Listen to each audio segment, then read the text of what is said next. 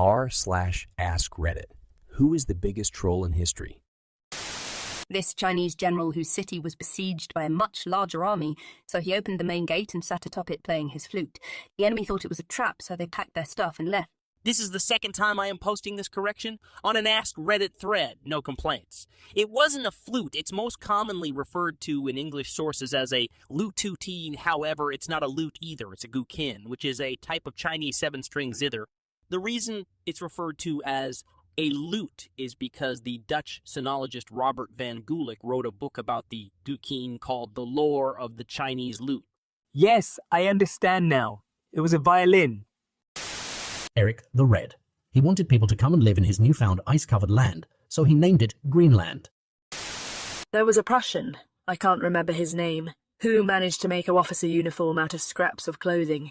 He used it to convince a few guards on patrol to follow him into a government building, ordered the arrest of the man in charge, confiscated all the money personally, sent the arrested man to Berlin, claiming it was all on order of the king. He then ditched the uniformed, got on a train to Berlin and managed to beat the guards there. He then sat back and watched the absolute confusion happen. The guy was eventually arrested, but the public turned him into a celebrity, and his actions into a celebrity, and his actions into a play that was performed all over Germany. He wasn't incarcerated for long, and after his release, he lived an easy life from there on. He's called the Hauptmann von Kopenick. Mozart didn't like this singer so much that he wrote a piece for her with high and low notes constantly, because he noticed that when she hit low notes, her chin went to her chest, and when she hit high notes, her chest, and when she hit high notes, her head would fling back, so it was like she was bobbing like a chicken. The guy who opened a fake No-One restaurant in London using Google reviews and his back garden and shed with microwave meals. I was thinking more like the mortician who patented the automatic telephone switch 3 years after finding out his rival's wife worked as a telephone operator and would reroute calls asking for his funeral parlor to her husband. The guy put a whole worldwide workforce out of work for one person's actions. I'd argue the telephone operator was who put her fellow operators out of work. If she had acted in good faith, the impetus to invent such a technology would not have occurred as quickly.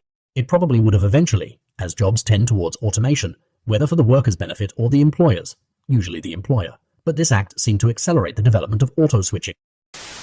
The guy who decided to put an ice troll 3/4 the way up the path to High Hrothgar. I load up on stamina and sprint past him during any playthrough of the story. I lost too many fights when I first got the game. God, same here. When I first started playing, that damn music change when the ice troll was approaching would send my heart into immediate palpitation mode.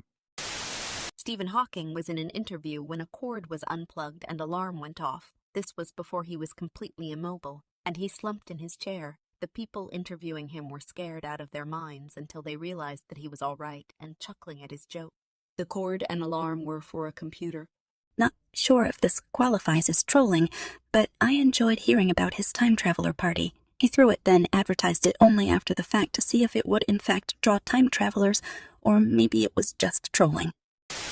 Orson Welles did a radio play that told people the Martians were invading. The next day, he told everyone that his play had freaked out millions of people when it was a few dozen at most. Was that War of the Worlds? Yoop, yoop. Michelangelo, without a doubt. This man was hired to paint a chapel and put more dicks and asses on it than you ever did see. Pope, my boy, this is a holy place. Please treat it with the utmost respect, Michelangelo. He peep it.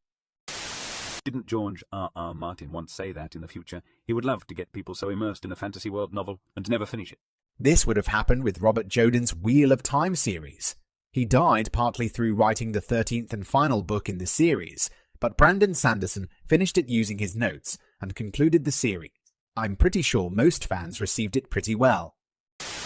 The old-timey nice newspaper, The Sun, in my opinion.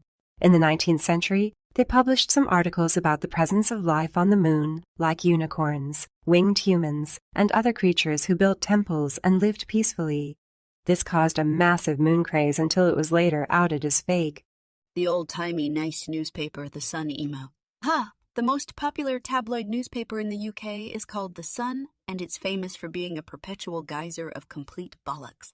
If hell has a department for ironic punishments, I imagine Rupert Murdoch will be punished by actually having to read every article published in The Sun. Technically, this isn't a troll since it was serving a purpose, but Admiral Nelson was escaping a French fleet when a man fell overboard. It was Nelson's policy of never leaving anyone behind, so he turned his ship around to go pick him up. The French saw his ship turn back toward them, assumed he had reinforcements coming beyond the horizon, so they turned and ran. A story of Horatio Nelson. He personally was terrified of drowning, so he refused to let any of his men suffer that fate.